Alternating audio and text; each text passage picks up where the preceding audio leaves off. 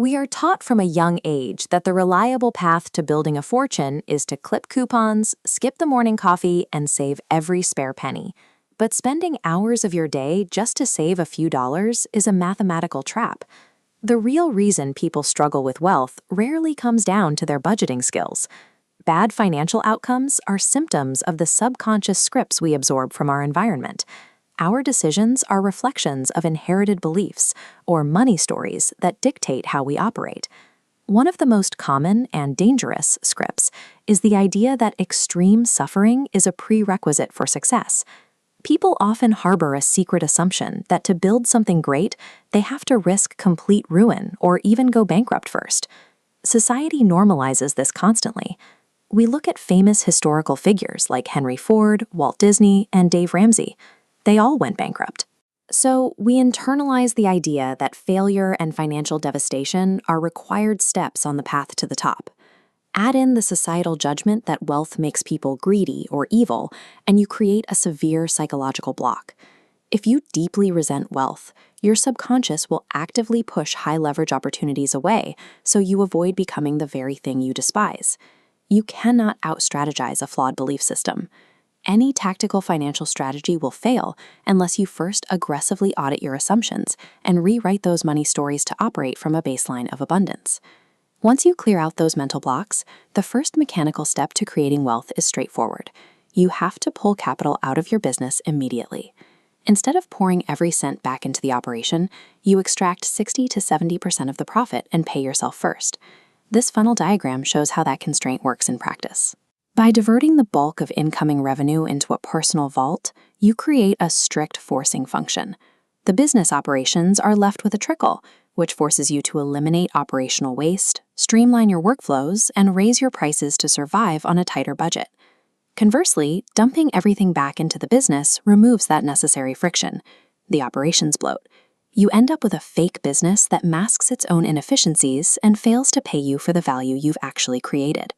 The market dictates your financial worth strictly based on the complexity of the problems you can solve.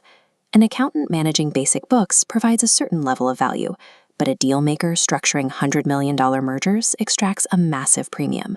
You are the ultimate asset. This valuation ladder outlines exactly how to scale that asset. The entry level is books. For a few dollars, someone hands you a lifetime of specialized, stress-tested knowledge that you can absorb in a matter of hours. Moving up the rungs, you allocate capital toward online courses and live events. This mid-tier delivers tactical skills and instantly plugs you into a network of peers who are navigating the same obstacles you are. At the apex of the ladder is high-ticket, one-on-one coaching.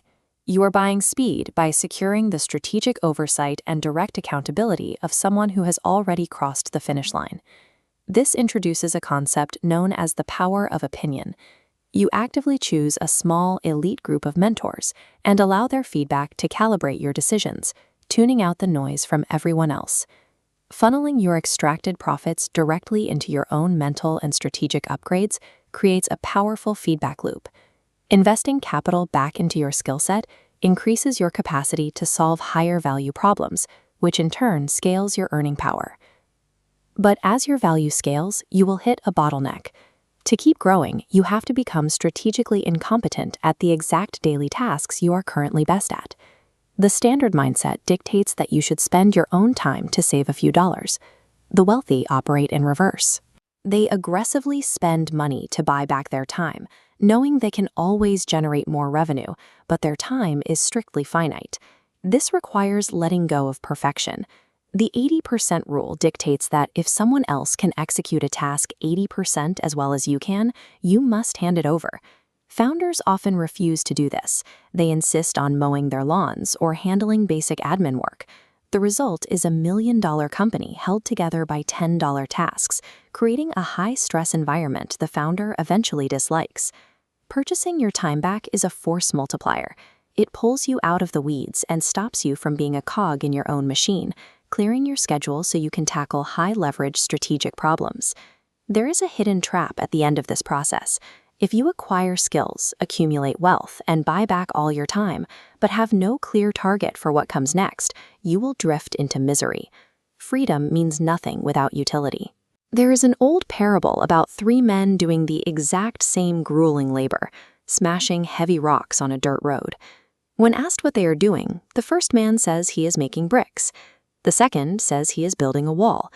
But the third man, doing the exact same physical work, says with immense pride that he is building a temple for his community. The physical labor is identical, but the internal drive is different. Attaching a distinct mission to difficult, repetitive work transforms simple effort into a purpose-driven objective. Money is completely neutral, like a piece of equipment. It just sits there until the user provides the direction. Capital acts as a magnifying glass. It simply amplifies the character, the flaws, and the underlying intentions that you already possess. True wealth functions as a continuous engine. You upgrade your skills to increase income, spend that income to buy back time, and leverage that time to execute a mission larger than yourself.